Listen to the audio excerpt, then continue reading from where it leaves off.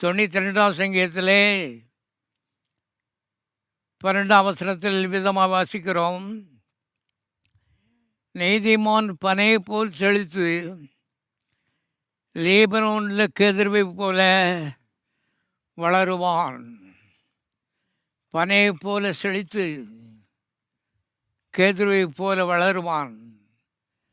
பனையை பார்த்துருக்கீங்களா? அப்புறம் ஸ்ட்ரெயிட் லைனில் அப்படியே மேலே மேலே மேலே வானத்தை நோக்கி அருமையானவர்களே அது உயர்ந்து கொண்டே போகிறது. இதை பற்றி அக்கறை இல்லை. எந்த காற்றும் வரட்டும், எந்த மழையும் அடிக்கட்டும், அதனுடைய பொங்கல் தான் அது வளருகிறது என்பதை அறிந்து கொள்ளுங்கள். நீதிமானும் அதே போல தான்.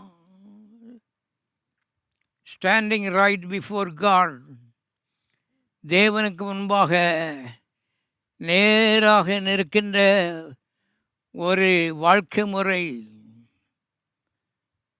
பயமில்லாமல், குற்ற உணர்வு இல்லாமல், நேர்மையாக கர்த்தருடைய சமூகத்தில் நிற்கின்ற ஒரு நிலைதான் நீதி என்பதை அறிந்து கொள்ளுங்கள்.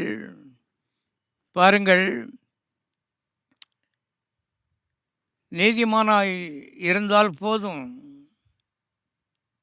நீடித்த நாட்களை வாழுகிறது குறித்து அது கர்த்தர் பார்த்து கொள்ளுவார்.